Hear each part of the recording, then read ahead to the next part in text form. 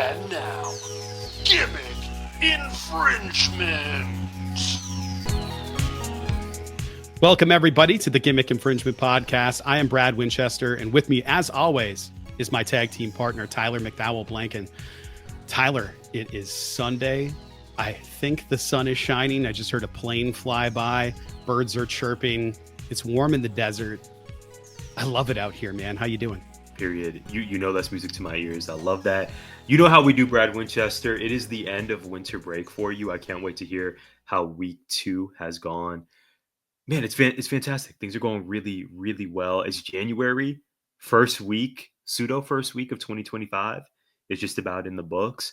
How are you feeling as we enter this new year? I know we went hard on the Christmas of it all. We had our Christmas series. We had our year-end recap with Rob Wilkins. How are you feeling not only about heading into this new semester, but just new year, new Brad? What are we talking? I hope so. I hope all of that. I went from grad school and being overwhelmed with not having time on my hands to, well, now I have time on my hands and it's all about to be taken away from me. We're heading into musical season. I signed up for a class on I guess it'd be an online class through the district for my gifted certification. So going to take that in April. There's a trip coming up in April. There are, tests to prepare for both through CTE classes, my AP classes. There's a lot going on, man. And in all of that, I got to try to find time to get back in shape. I really, really want my health to be a priority. Maintain what I've gained, more specifically what I've lost, and try not to gain too much back, and hoping for a really solid year. I'm looking forward to seeing the kids again. It's been a minute, but I got to tell you, taking down Christmas decorations in the yard is such a good feeling, because as soon as Christmas is over for me, I'm like, get it all out of my life. It just looks dirty and cluttery, and it's a chance to deep clean everything as soon as that stuff gets put away. And I really like that part. It's like the year becomes this fresh start. But if we wait too long, I feel terrible. And right now there's a Christmas tree in my living room and I don't want it there. It'll go away eventually. So what do? I distract myself. I told you before we started, I have been knee deep in a rewatch of Black Sails over the break. I'd never finished it. Like, I'd watched season 1, 2, 3, season 4 is the final season. I'd watched episode 1, and then I don't know, life happened because the last season aired in 2017. So I imagine having a baby is what happened in 2017 that made me stop. I'm not positive when I stopped, but I finally got back to it and started rewatching or watched the end of it. And it was really good. And then I was like, well, I don't even remember what happened in the beginning. So I've been kind of on a rewatch, and it's been a lot of fun to watch the parallels between this show and professional wrestling. You got heels, you got baby faces, you got backstabbing and turns, you got all these gimmicks that they're trying to get. And I was just thinking about it just right before we got on here. I'm like, this is like, it's just pro wrestling with pirates. That's all it is. They're all going for the Money in the Bank briefcase. It just happens to be cash. They want their shot. Okay. They're betraying each other to get their shot. Yeah, totally. They're all going for that power. Greed. Yeah. Yes. Never goes out of style. And I saw, I can't even remember the name of I do remember the name. When I was going through Netflix before I found Black Sails, it was recommended to me that I watch a movie called Red Notice. And I don't know if you remember this, but that sounds so familiar. Yes. The cover art for this film is a big golden egg. Yes, that's The Rock. Yes. I remember. Dark times, my friend. Dark times. Dark times indeed. That was Survivor Series. Was it 2021 is when that movie came out. It's crazy. Feels like so much has happened. Yeah, Austin Theory, the weird golden egg thing, yes. And none of it made sense. The Rock never actually showed up to do any of it. It was so bizarre. We survived that time. It was so bizarre. I can't imagine. Well, at that time though, we were still getting back into live events. And Tyler, last night you went to a live event. We got to talk about it. I can't wait to hear your thoughts. Play the music. It's time for Live Event Jones.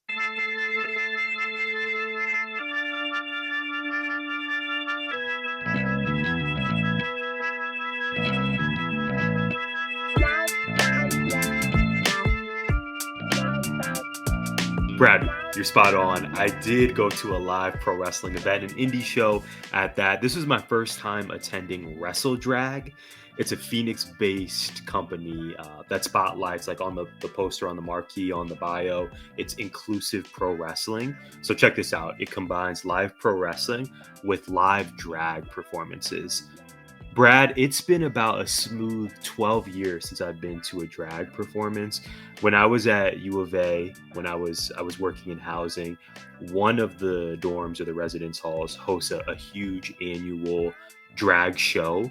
So the residence hall is Colonia de la Paz, and the show is Diva de la Paz. Nice. So there was sophomore or junior me attending this, having no exposure to the drag community prior, but going there and just really having a great time and really just admiring the athleticism and the just performance ability of the drag performers at that event. So it was real cool, and it gives very much college, a time of exploration and just learning different cultures and what have you. So it's been a long time. I neglected to remember, Brad, that you need to bring dollar bills to these performances.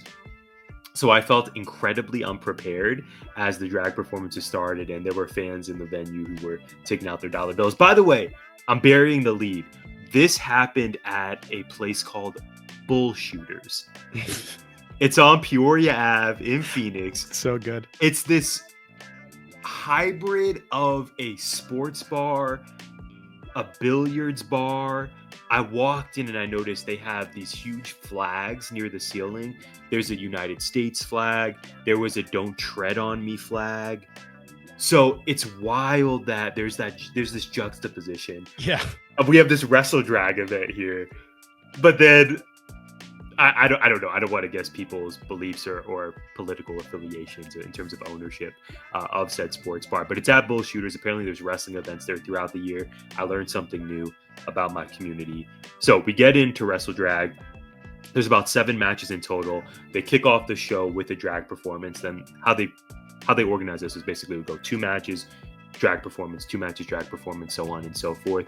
Some of the more recognizable names that our audience may be familiar with who performed at the show include Bad Dude Tito, Gypsy Mac, and much more. In fact, one of my friends who I went with knows Bad Dude Tito. They trained at the same dojo together. Cool. So I got to meet Tito at the end of the show, and he is a large man. And I got to shake his hand and congratulate him on all his success. So that was neat. So Brad, again, Bullshooters, fascinating place. 7 matches in total, about 4 drag performances. The drag performances were stellar. And I've never been this close to a ring. I know I sent you videos. I was in the front row. And to be able to hear the mat, to be able to see the performers work that closely, it was a brand new experience. There were times where wrestlers got thrown out of the ring, and it was like near me, so I like had to react, and I had to be on my P's and Q's. So real cool. I have one more note here if I can find it. Oh yeah, there were local performers who are around the Arizona circuit, such as a JKM. He's kind of like a Javon Evans type of in-ring style. There's a dude named Bryce Saturn who is in the main event. Damien Desire is the current champ of WrestleDrag. So it was really good. And Brad, the in-ring action was fantastic. I shared with you there were arm drags, there were destroyers, there was like choking. I mean, it was just, I was really impressed by the in-ring work. It was stellar. And it's incredible that you and I are used to WWE and AEW, who are at the top companies, but it's so important to support your local organizations and how pro all these performers are. Your local organizations, it's not just, these are pros who are really excellent at their craft and are getting the reps. And I was really blown away by just how organized it was and how polished by and large the matches were. And it was cool to support, a local organization that is standing up for something different and standing up for something that I think is really important. Even just having wrestling and drag in the hybrid, I'm just so happy we've reached a point in time where that could even be possible, and 100 to 120 fans show up, and diverse group of fans, ages, races, etc. It was real cool. I highly recommend WrestleDrag. Anyone in the area, in Arizona, in the Valley, definitely check it out. It's important to go find a place that's local that you can have fun and feel like, yeah, I'm here and everybody's cool with that. And having 100%. that feeling accepted is really important. We know that people that go to pro wrestling shows are there for the entertainment, for the pro wrestling, and you all have that common belief. And I just believe that sports and entertainment and things like that can bring us together. And more people should go out and do those things. It's unfortunate that we have so many on TV options now. And I know we're going to talk about we're spoiled. streaming today, but We're super spoiled. But Yeah. even the artwork for the event, it was just very polished. I know I sent it to you. The event, it was really good. The event was titled New Year Who Dis. So even just how clever it was and the art, and you can follow WrestleDrag at WrestleDrag across the social spaces. It was a vibe, Brad. Highly recommend. I think you would have a great time too. Yeah, I guarantee I would. Being that close, that sounds like so much. And the drag performers were doing flips and jumping off the ring, and they were doing it in heels as well, and just doing spins. And I was like, oh my gosh, there's kip ups, and I'm like, this is so legit. This is so legit. Kip ups are so impressive, dude. I got this close from a kip up yesterday or 2 days ago. Word. Now, number one, in fairness, it was on the trampoline. Number one. We're gonna still count that. Number We're gonna two. still count that. I don't know what I did to my ribs doing that, but I am not trying that again. It is it's a over one for and me. done. It was more like 10 and done. I gave up. I landed it on my feet, but I was wearing socks, so I slipped. I counted it. I'm counting it. I'm going to work on it though. That's my goal, is be able to do a kip up before I die or break my spine trying.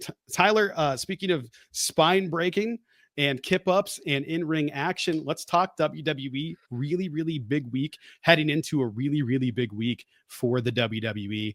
I am so excited for tomorrow. By the time you hear this or see this, it will be tomorrow. I'm pumped. I can't wait to see what they do. Hopefully I'm awake enough to be able to pay attention to this. But we got Raw coming, and we got to talk about it. Tyler, hit me with your WWE question. Yeah, exactly as you said, my friend. It's a huge week for WWE. Raw's highly anticipated Netflix debut and NXT Stand and Deliver are going down. Again, we dropped this episode on a Monday. Raw is tonight. Tomorrow on Tuesday, we got NXT also from LA. I can't wait. Here's my question. Which match are you most looking forward to this week? And give us your prediction on who wins. You know which one it is. It's the one I think everybody's most looking forward to this week. It has to be Seth and Punk. It's the best story going. It might be the best end to a Raw in 20 years. And it's who's not going to watch that? People that have Netflix are going to see, CM Punk is still doing this, that have been out of it for a while, when they're just trying to find something to watch, and then boom, there it is. So they've made this, I'll save my thoughts, but they've made this must-see television, and it's not even on cable or over-the-air rabbit ear style. I'm really excited about it. As far as the winner goes, man, that's such a hard one to predict. I think the person that stands to gain the most out of this would be CM Punk. I also think that Seth Rollins is the one that needs to win, because he'll be legitimized more out of this. But I think this is the time where one of the two ends up full turning. One of them is going dark side here, right? Like they're both good guy baby faces that are also shades of gray. Either one of them wins and the other one acknowledges defeat and they shake hands and that's the end of it, or one of them's going full tilt evil on this. I don't think this is a one and done. I think this is going to be a multi-match program. I could even see it being like a DQ finish and then having them have to run it back, or maybe there's some interference. I hope that's not how it goes. I want to see a clean finish, or at least a finish with a definitive winner. So if somebody else DQs it and like somebody runs up, maybe it's Roman, I don't know, somebody hits Punk. I don't even know who would be involved in this feud at this point, but somebody running in and causing some interference, costing one of them the victory. I can see that happening and leading into another feud, but I just don't know who that is right now. I guess we'll find out Monday. They'll probably tell a story throughout the show. I'm looking forward to that more than anything. And that's saying something, because because there's a lot of really good stuff coming up. And I've already forgotten like what's on SmackDown, because SmackDown's a 3-hour show, because we got Liv and Rhea, we got Punk and Seth. They're making matches. We got LA Knight and Nakamura. We got so much stuff going on. Tiff Stratton. Well, champ. I don't know what she's doing, but she's new champ. I think the road is Nia versus Tiffany at Royal Rumble. I think so too. And that Rumble KO Cody Rhodes match is going to be incredible. Yeah, because both of those guys are nuts. So that match is going to be great. That match is going to be great. Someone's getting injured for sure, but it's going to be great. Can't wait to watch it. I hope not, because like, but listen, we also got Rhea versus Liv. That's what I Rhea becoming champ. Is it too obvious that she picks up the dub this week? Well, does Liv Morgan retain? I don't think so. We got to have a title. We have to have a title change. Yeah, I think it's Rhea's. I think it's Rhea's night. Do you think that? I think in the meantime, I don't think it's going to be Nia or Candice as first targets for, or Tiffany's first opponents. I think it's going to end up being Bianca. Tiffany lobbed her over that table after. She did. Listen, we don't forget. Yeah, we don't forget. Bianca's not going to forget that. No, Bianca's going to be heated about this. So, that KOD was from the Footprint Center. I was so jealous that really was snuck up on me. That was the one. Well, I looked at tickets and I was like, well, maybe I'll sneak in, and then I snuck right the hell out as soon as I saw what the prices were. Right, prices were crazy. It's crazy. Like bad seats were $200. So I was like, I'm out. But it was in hindsight, if I had the money, I wish I would have been there, because that would have been a really fun one to be there for the cash in, for one of the best on TV tag team matches in recent memory, especially for WWE. Paul Heyman came through. Coming out, Solo's out there. We got Jimmy. We had that main event was pretty fun. Vanessa Hudgens. Yes, as usual. Yes. Is back. Yeah, super fan has returned. Yep. Yeah. There's a lot to like about this this week, which in reality is something we'll talk about in a second. But first, I don't know who you got. Yeah, I'm gonna go on the NXT side of things. I mean, I certainly agree with you that the CM Punk Seth Rollins. You should watch that. If there was any doubt if those two should be the main event, to your point, Brad, they solidified it with that closing to Raw. It was must-see TV. It's what we've been wanting from these guys. And it goes back to that formula of when wrestling blurs the lines, we know that's when it's at its best. That's when fans are most invested. So for them to go back and forth with each other, Seth and Punk, that is, and have those real life shots of, well, did the man take her ball and go home? Because we haven't seen her. And then, Rollins saying, oh, you took a fat stack of money and tried to burn this place down. So raising kids. Yeah, right. Yeah, I know you know nothing about that. That was a shot. Oh man. Snap, grudge. For a while, I thought it was going to be Roman versus Solo for the Ulafala to main event this show. Into a Dome Jones. It should be fun to see Raw from there, just from a location perspective. But yeah, I mean, again, Rollins versus Seth, I couldn't agree with you more. That's probably the best answer here, because it's just been built super well, and I don't know who's going to leave victorious. Me either. I genuinely don't. The more I think about it, I've pivoted. I think this was from our convo with Rob, year-end special. I actually think Seth has a real shot at closing the show with the win, but I could see a world in which CM Punk turns heel. We get the shock and awe moment of him doing that, declaring, no, he's a bad guy. He's a prize fighter, and he beats Seth. I'm so intrigued to see how this finishes. To answer your question for me, though, are you flipping the question on me? I want to go to NXT Stand and Deliver. Of course, we know the show is headlined by Roxanne Perez versus Julia, Part 2. Yeah, I'm excited. I think it's time for Roxanne to drop the title. She's our prodigy. She's great. I could easily see her going to Raw and becoming a top contender for the IC title. I think Lyra Valkyria is going to win that, by the way, and then Roxanne could be a first opponent. But Julia potentially picking up the big dub is going to be a moment. My answer, though, and the NXT North American Women's Title 4-way should be awesome as well. Steph Watch, we got to talk about Stephanie Flair. It is important on GI every week. I think she's going to win and become number one contender there. However, my answer is Obafemi versus Trick Williams. This is a huge deal, Brad. One of these guys is going to be solidified as the top dog in NXT. If it's Trick Williams, hopefully this is a road to reignite some heat with his title reign. If it's not, my prediction is Obafemi is going to dethrone him. Obafemi being the guy on the men's roster in NXT, and I would imagine just a year of people trying to come for him unsuccessfully. I think that's the best outcome. I think that's going to lead to great business. And frankly, I think Trick Williams is really built for the main roster. The song, the fan engagement. I think Trick Williams and Roxanne Stand and Deliver is going to be their swan song. And then we're going to see them pop up in Indy for the Rumble. Oba versus Trick is my answer. Let's crown the ruler. Oba leaves LA as champ. I like it. I like the pick. I agree with you. I don't agree with you on Trick. I think let's talk about it. Well, you're absolutely right for all of it. Everything you said. He is ready for the main roster. He does have the crowd engagement. He does have all of those things. Where's he fit?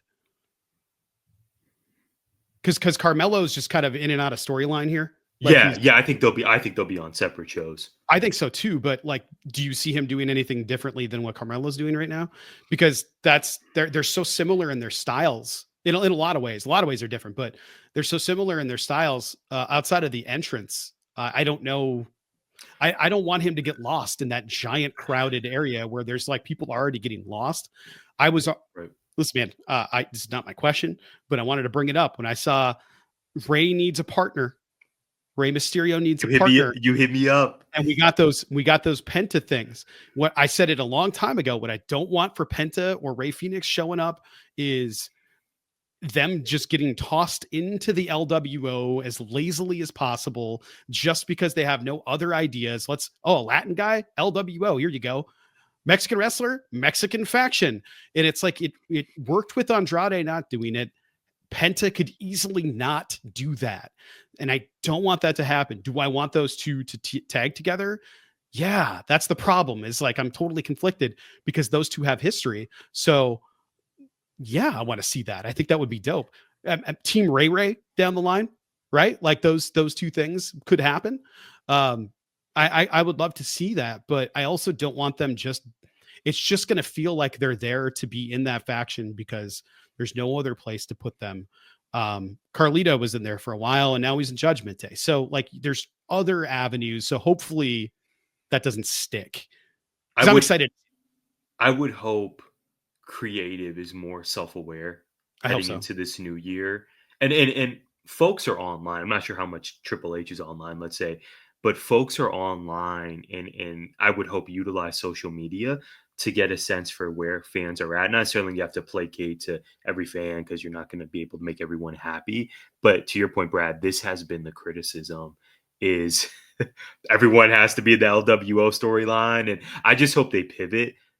My desire would be that this is a swerve where Penta, let's say, turns on Rey Mysterio after the match or maybe the week following.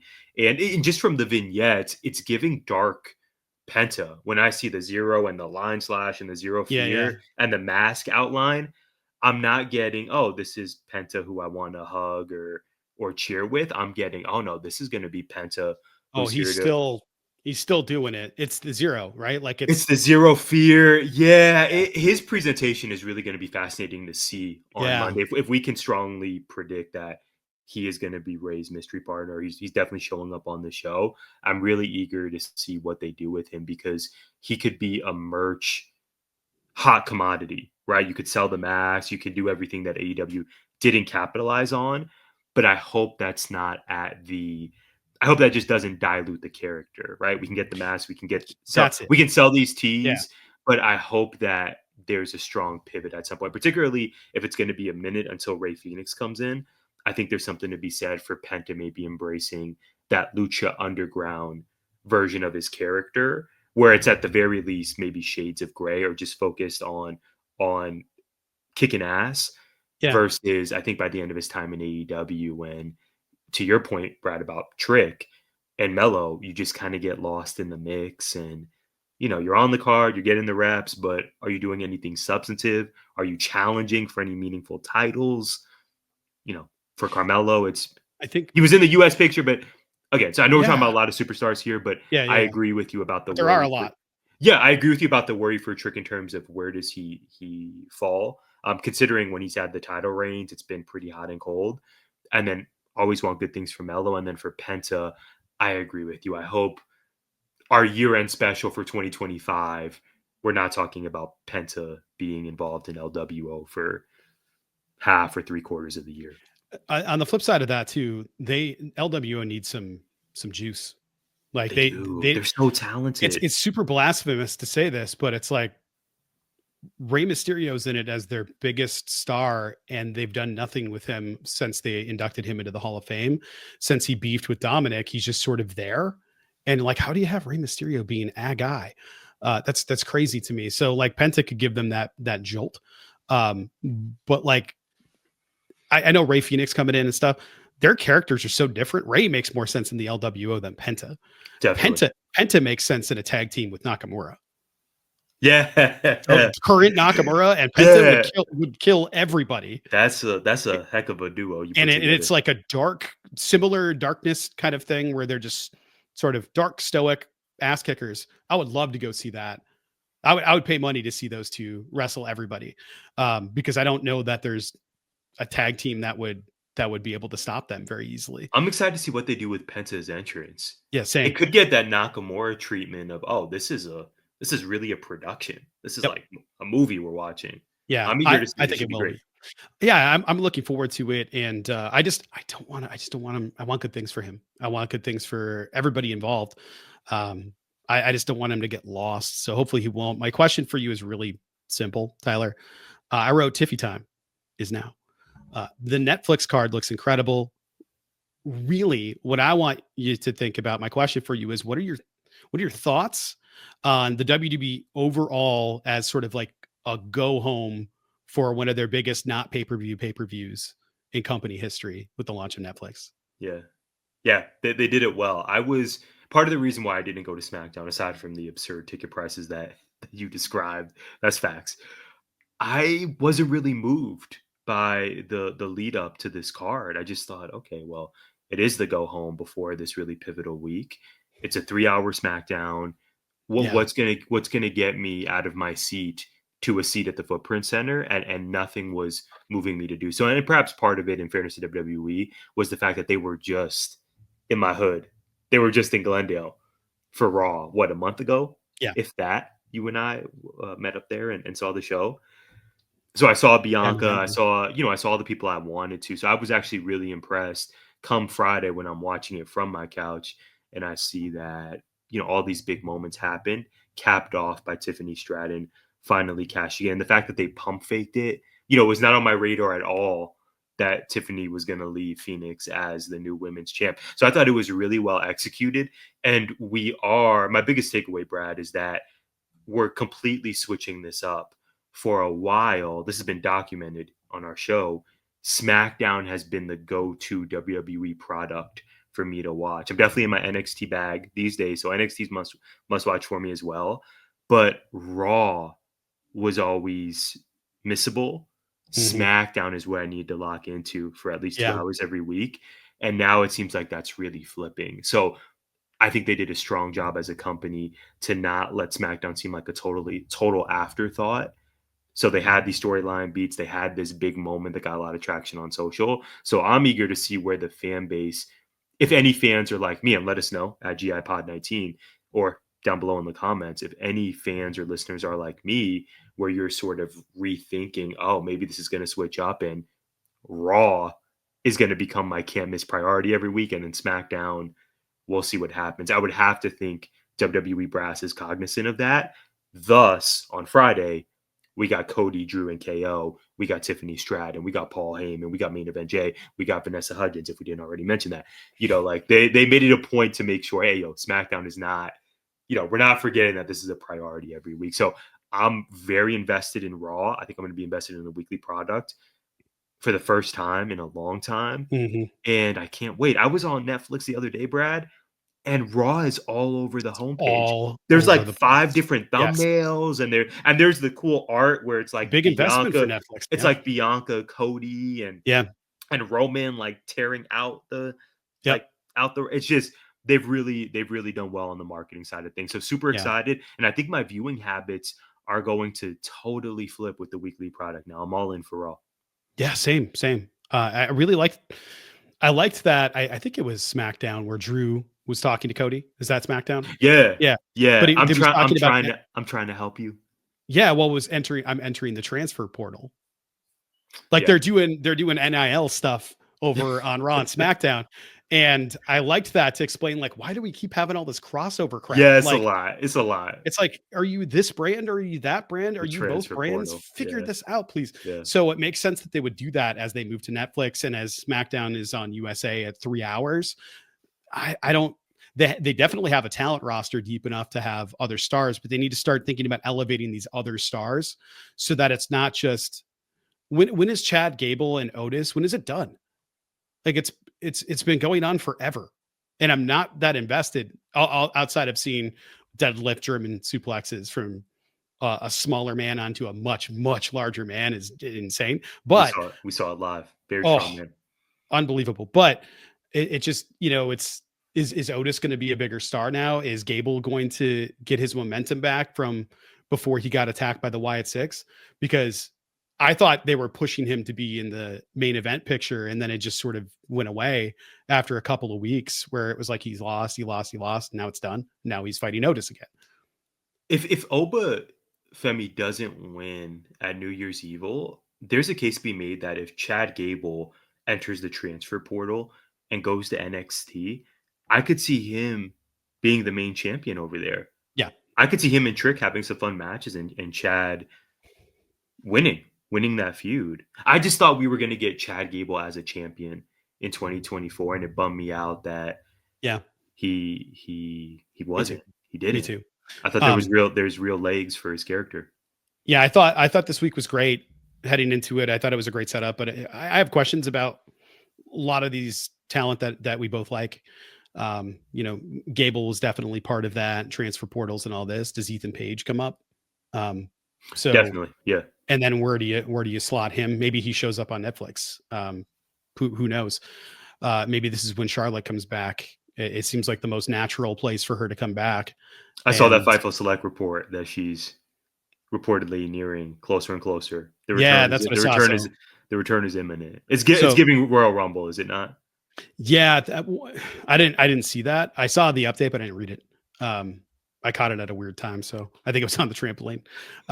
You were on tip up attempt number 8. Oh, yeah. That's what yes. Yeah, when I blew out all my ribs. Yeah, man, it was I want both shows to be great because they're really, really good right now. Often great. And with NXT just feels so different to me, like so detached from the other products that I don't know how I feel about it still. When they travel, I love it. When they don't, I hate it. And I'm excited for this week. I'm excited for Julia and Roxanne. So I'm going to be tuning in. I'm really excited about Netflix. I'm really excited about the build to all of these things. They did a great job crafting this card.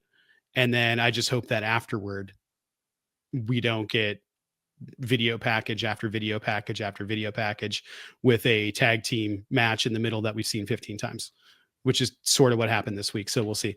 Now, Tyler, other companies in the wrestling space are streaming now. They're on streaming services. And we need to talk about it. We're going to talk about AEW. AEW is now on Max. But before we get into that, I'm going to kick it to you because we have Hot Take Ty play the music. I'm so excited.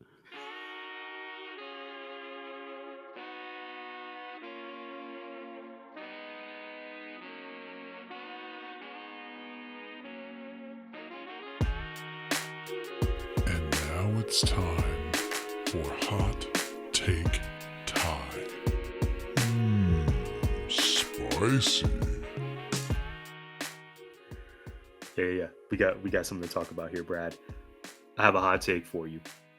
Oh, This is a zag. I am here for I'm So Excited oh. by the Pointer Sisters to be the new Dynamite intro on Max. I saw exactly what we're seeing right now on YouTube. I saw it, I heard it, and I get it. It was jarring. Listen, it was jarring. I did not expect that to be the new song. I'm kind of here for it though. Now, is it a match in terms of tone for the show, which I am certain you will describe in just a moment? Is it a perfect match? No, it is not. It's a zag. I love the Pointer Sisters, and I'm here for it. I think it was so jarring that it worked for me. I'm digging the new intro. This is not just it's kind of a bit, but I sincerely hope that it stays. I am okay with it. Dare I say, I think I like it. I'm so excited to hear what you got to say. You were not as enthused as me. This is true. I turned it off and had to go back because I thought it was so apocalyptically stupid. I thought you could have chosen carnival music that would have worked better than this. Oh no. Anybody that's ever seen Carnival. listen, man, like you didn't grow up with Saved by the Bell. There's nobody. Listen, you know I love me some Saved by the Bell. I was There the is era after. I 0%. watched You were watching my College AC Days? Slater. I Yeah. watched. Okay, I watched the College Days. Those were not good. I'm not going to zag on that. Those were just not as good. But OG Saved by the Bell, Bob Golick is in it, Screech, yeah. one of my childhood crushes, Lisa Turtle. I know about this life. As you were saying, Jesse Spano. It gave you Jesse Spano memories. It's just not a good song.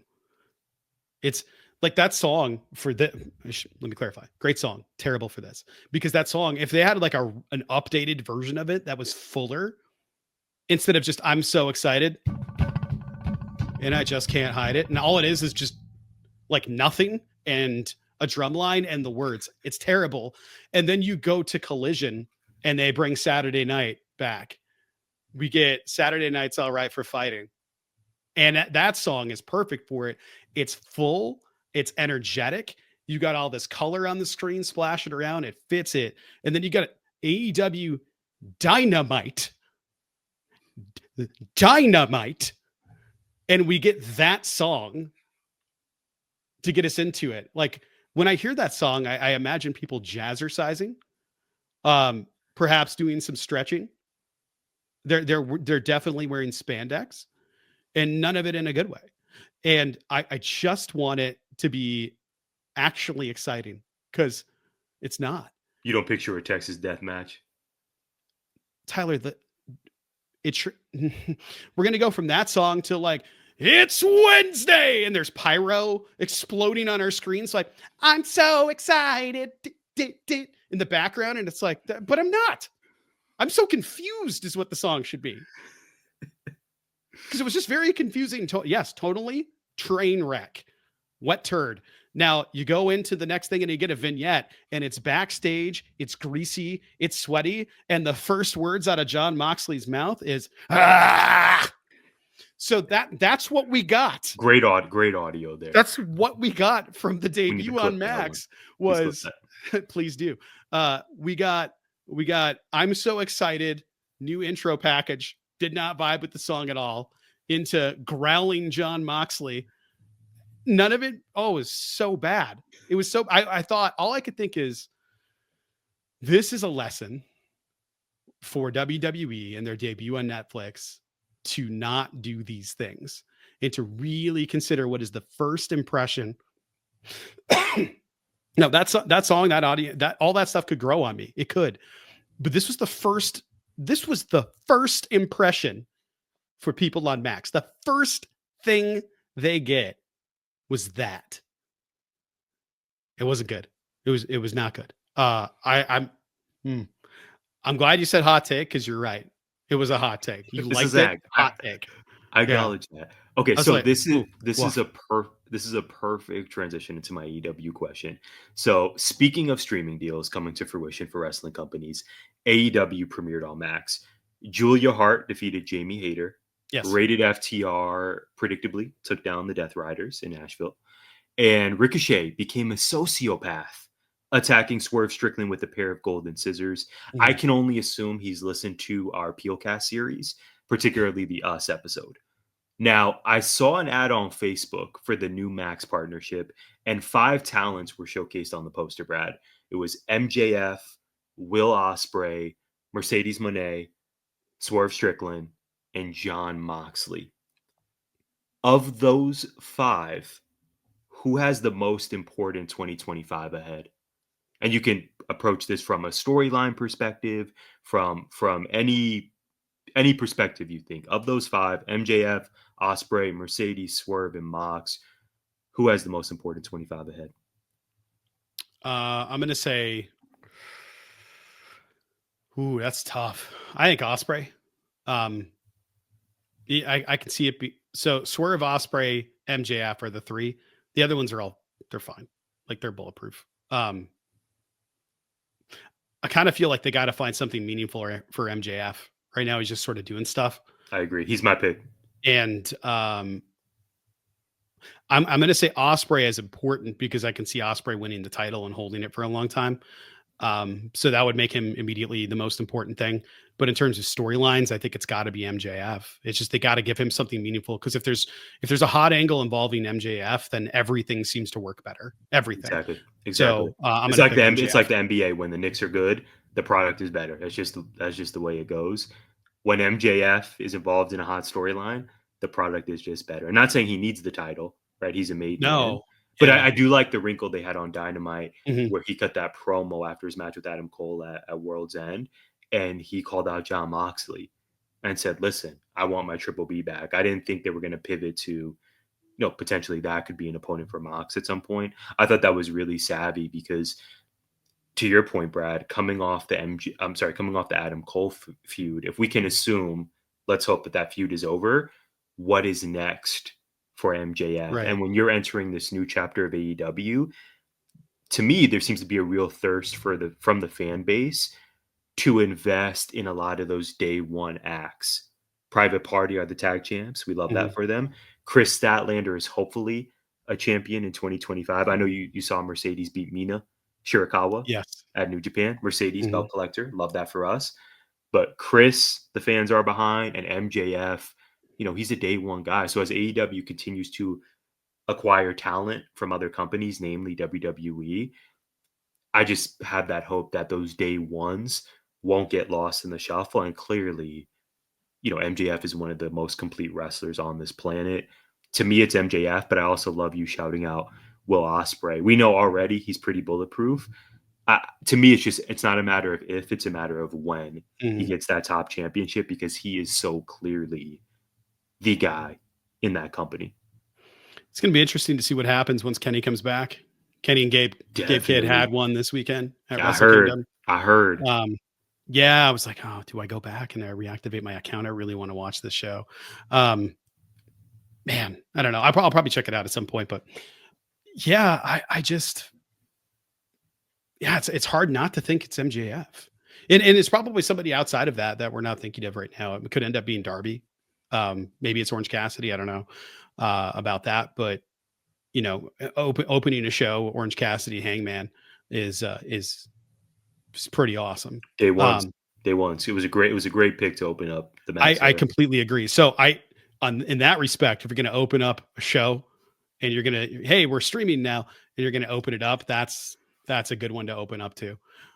Really, really, really happy with that. Happy for those guys, and they came out trying to finish it early, right? Like we had a dead eye, a beach break, orange punches, buckshot lariats, all missing.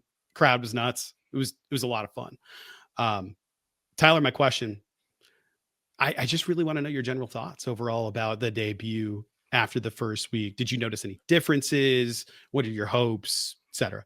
For sure, for sure. Well, first, I love that I can watch it at 6 p.m. Mountain Standard Time. That is Oh, wait until daylight changes. oh my It's gosh, gonna get that is even better. 5 o'clock, man. rarely peek behind the curtain. Rarely have I been able to watch Dynamite live completely all 2 hours. So that was already a great experience, and I was really, really positive about that. Some of the camera angles and the presentation seemed Mhm. different and seemed like an upgrade. Yeah. Obviously, this is one of the Insane close up on Deonna Purrazzo in the corner. yeah. Yeah. I need to watch that match from All Collision. that spot. I was Tony at up. WrestleDrag and missed Collision, but I read the results. I want to watch Tony Storm, the rookie Tony Storm The versus rookie, Deonna yeah. Purrazzo. But I like that, their rebranding is coming to fruition in terms of the venues that they're selecting for the event. So we know they're choosing smaller venues now, and thus they're able to light the crowd.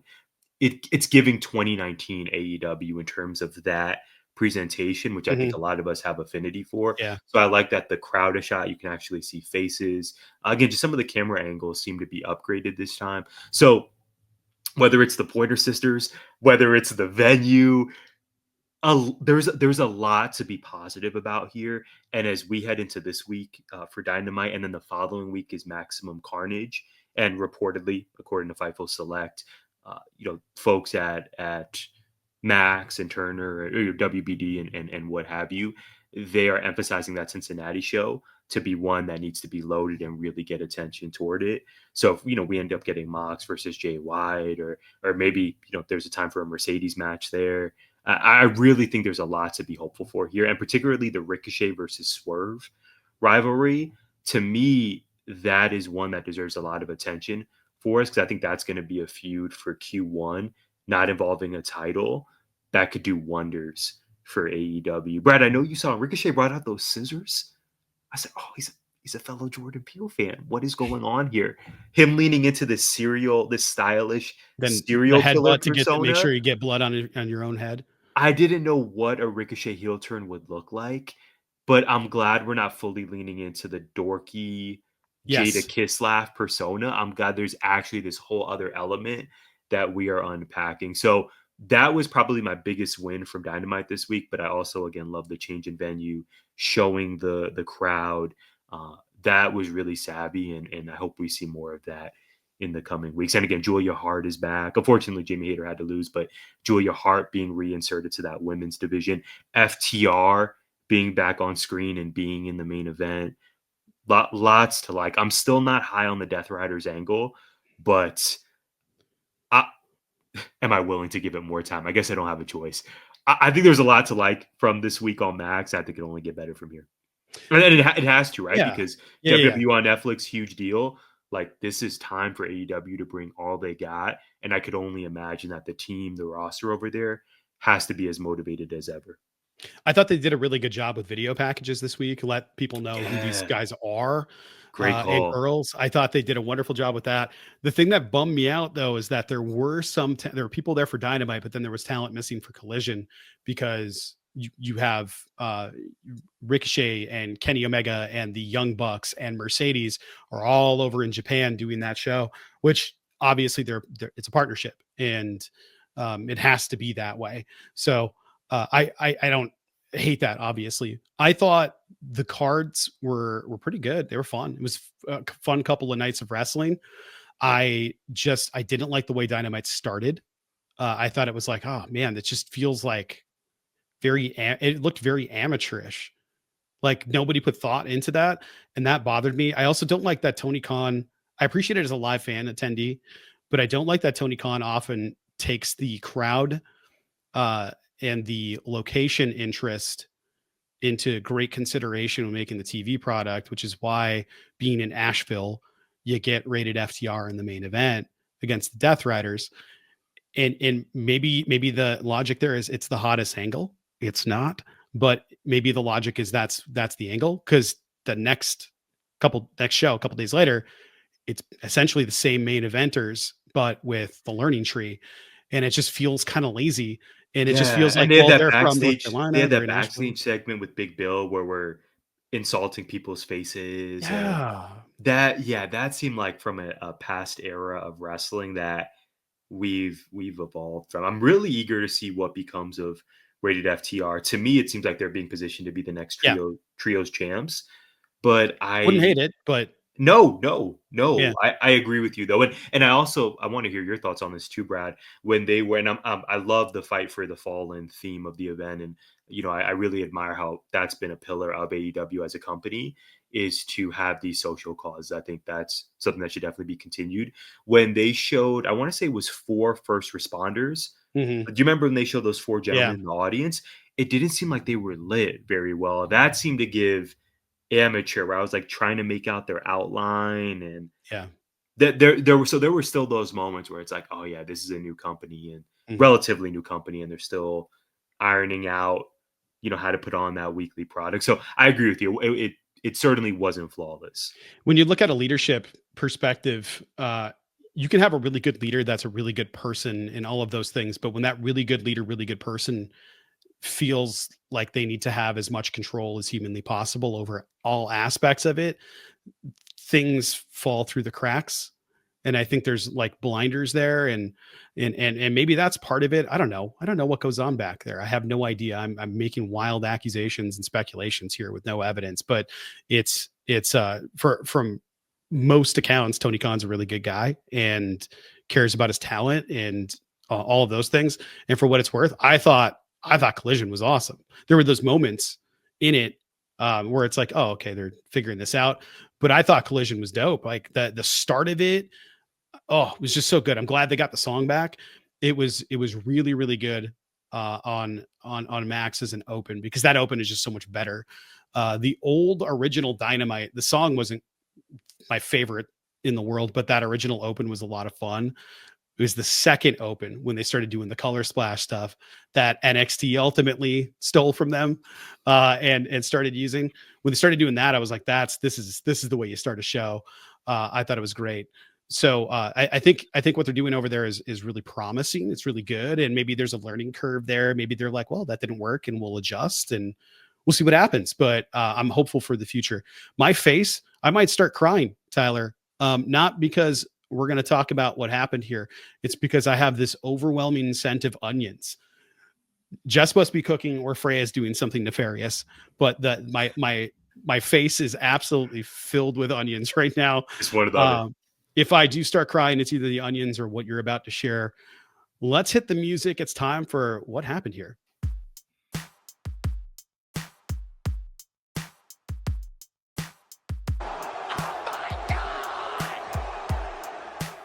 What happened here? I debated whether to bring this up for the exact reasons you mentioned about sadness and bad feelings, Brad, but it wouldn't be GI if we didn't cover something Arizona. I mentioned this on the last recording. Arizona State University made it to the Peach Bowl, facing off against the Texas Horns. Roosh. Longhorns. What is that? The ball, you get the herns. You get the Herns. Yeah, you got the herns. Okay, Brad. So, in case you missed it, 2 touchdown underdogs. That's what ASU was going into this game in Atlanta. Texas, much more well-known football commodity, much more poignant, recent track record of success. So 2 touchdown underdogs. No one outside of Arizona predicted them to win this game. Texas goes up early. I want to say at halftime the score was 17-3. Texas up. But in the second half, as we've seen, Brad, as 2 people who have watched football and just followed sports for many years, it's all about momentum. Second half, ASU gains momentum. They get a safety. They get points on the board. So much so that the game even goes into overtime. And then it goes in, and then it goes into double overtime. I'm skipping a lot of points here, but hang with me. ASU then gets Texas in a 4th and 13. And the overtime rules in college. If ASU stops Texas on this 4th and 13, if Texas does not score a touchdown here, or at least advance the ball for first down, the game is over. ASU is heading to be in the final 4 of the college football playoff. Huge deal considering this team was a 3 or 4 win team the year before. Massive underdog. 4th and 13. And Texas not only advances the ball for a first down, they score a touchdown. They convert a 2-point conversion. ASU gets the ball back. They got to score 8 points, and they do not get to the end zone. Texas wins. Brad, I'm not sure if you can think of a recent moment that's equivalent to my 4th and 13, but this game was a roller coaster of emotions. And I really believed by that second overtime that ASU was the team of destiny and they were going to win this. They did not. I was heartbroken, but what a season for the Sun Devils. Incredible run. Super proud of the team. The community really rallied around this group. Cam Scadaboo, amazing, and now the world knows about this incredible running back. It was a fun time. It was a sad time. I can't believe 4th and 13 there wasn't a stop. But here we are. We still root for our team. I saw the Packers had a big game, and same thing. They came back, lost by 2. That seemed like it was a roller coaster. So if there was any week where you could feel my pain, ASU, Green Bay Packers, I figured this was the week to address it. We still root for our teams, even if we're heartbroken by the end of it. I wasn't really heartbroken by Green Bay losing. I figured they were going to. Whatever. Playoffs are playoffs. We'll see what happens. Sam Darnold, sneaky MVP resume. I don't know about that, but like it's hard to argue against it. It's just my argument against it is Joe Burrow, or not Joe Burrow. Not Joe. That's Burrow.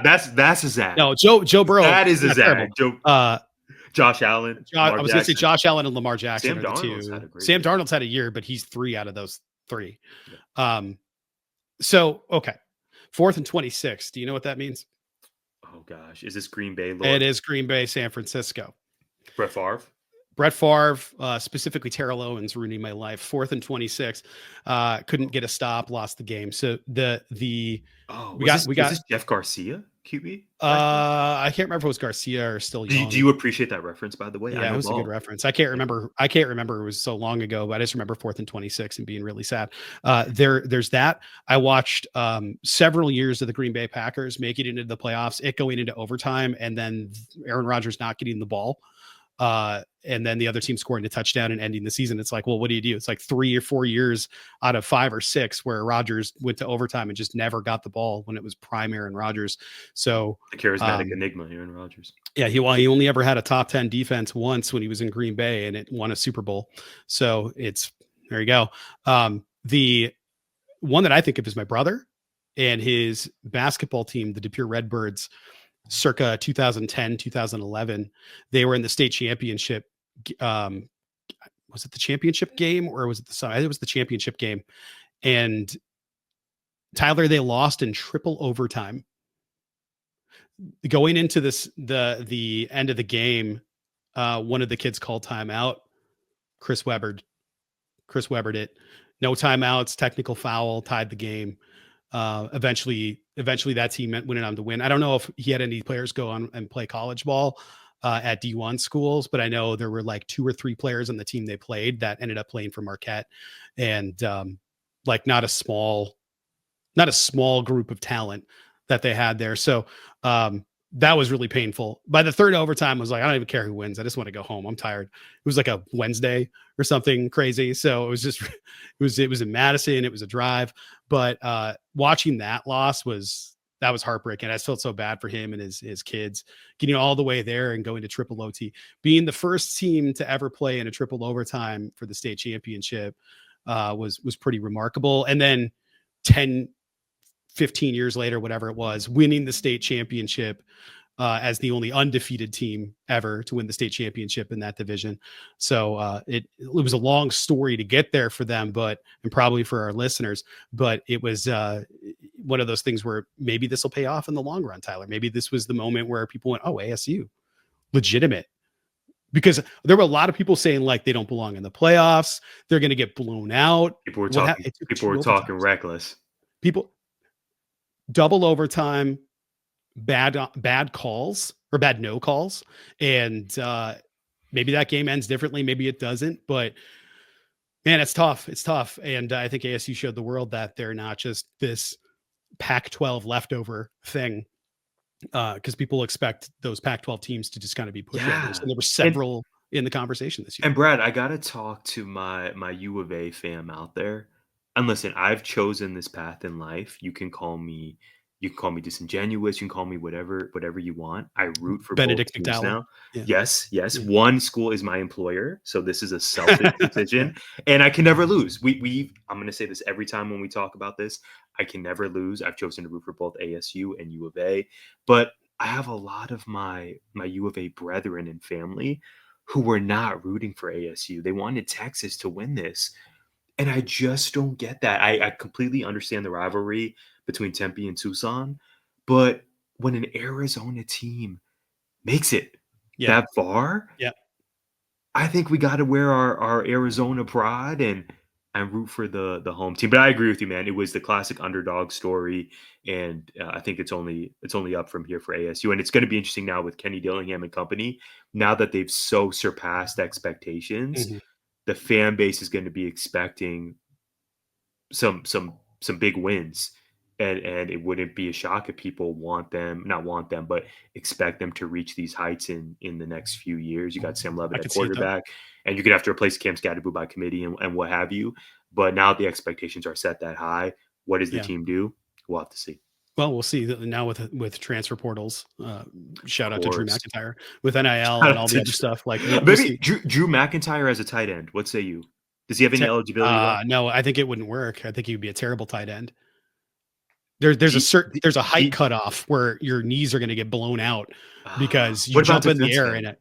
Linebacker? Maybe a linebacker. Claim Pretty, a claim I could see. I can. Yeah, I could see him being a linebacker or an edge rusher. Yeah, for I could sure. too. But I could too. a tight end, yeah, he'd be great. But I just like if he has to go up for it, those cornerbacks coming in at 100 miles an hour. Like I don't care if they're the size, they're tiny compared to Drew McIntyre. Ricochet is not a tiny person. No, And that amount of biomass going at your knees while you're in the air, it doesn't matter because you're going to land on your face and you're not going to be able to control your fall. It's when people were talking about LeBron playing as a tight end in the NFL, which he could have athletically been able to do it, but everybody was like, I think he'll die. I think his knees will end up exploding because people will be hitting him low to tackle him, and it's just it's you just can only such take so much. yeah, it's a violent sport by nature. Well, your brother finished his story, and hopefully the Sun Devils will be able to next year or in future years. We're not expecting national title next year, but it's great to see their success, and the fan base has certainly been activated. Tyler, what did we miss? We missed a couple of things, Brad. So number one, President Jimmy Carter Yeah, passed away, and I do not claim to be the a Jimmy. presidential historian by any means, but Gail Thorbertson, the great Gail Thorbertson, is my presidential historian, and there are people in my life who follow politics closely, and the rap on Jimmy Carter for many years has been that he didn't really get his due while he was in office or the years following. Just the classic tale of someone who came from very humble beginnings and worked his way to the highest land in the office. Very inspirational story. I know I need to invest some time in learning more about the man and what he's done. I didn't realize his administration founded the Department of Education, Yep. very close to the vest for you and I. So obviously recognizing his passing and his legacy, and hopefully I will spend time learning more about him and what he did. Secondly, Abbott Elementary is back this week. The long-awaited crossover episode with It's Always Sunny in Philadelphia is nearly here. I can't wait. And then I do have one more. There's a great Luther Vandross doc on CNN, which is fantastic. I grew up with his music, so learning more about his life and again that other L word of legacy, very great. Highly recommend. There's a lot to look forward to, a lot to check out this weekend. As always, Brad, there's a lot to be grateful for.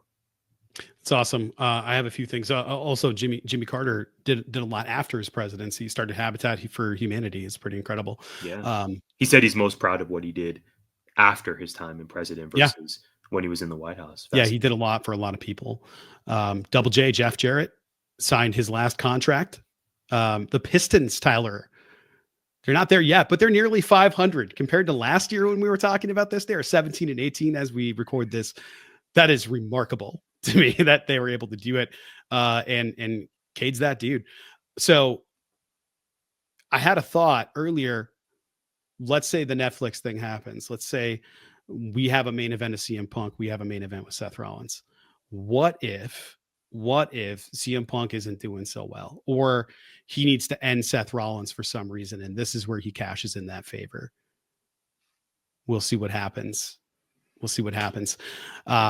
I don't have a lot to add other than that. There were a couple of thoughts, but they can wait for another time. Tyler, this is a lot of fun.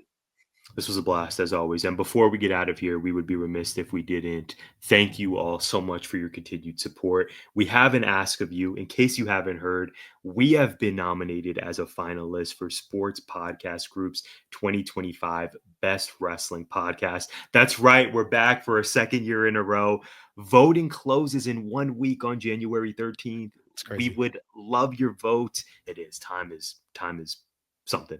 If you visit sportspodcastgroup.com, you can vote for GI. The process is super simple, we promise, and it would mean the world to us. While you're there, we recommend you check out the best basketball podcast category and consider voting for our colleagues. Shout out to Desmond over at Hip to the Games, and shout out to Warren Shaw and Callie of the NBA Baseline podcast. They have also been nominated. Brad, this was great. I'm so happy that we got to see each other. I can't wait to hear about how your first week goes. I'm sure there's going to be stories. I'm sure the students are going to be so excited to see you. Maybe you'll get some gifts. Maybe some folks who forgot to give you a gift before the end of... It's probably going to be late work. Okay, well, the only way to know is if you tune in. We will be here, same time, same place next week. We hope you have a great second week of 2025. If you're going back to school, we hope the first week of the semester is fantastic. Again, we will be right here. In the meantime, you can follow us at GIPod19 for exclusive show updates and more. Thank you. We'll see you next week. Gimmick Infringement is a part of 19 Media Group. You can listen to us on Apple, Spotify, iHeartRadio, or wherever you find podcasts. You can also find us on YouTube via the 19 Media Group channel. Please like, subscribe, comment, and share.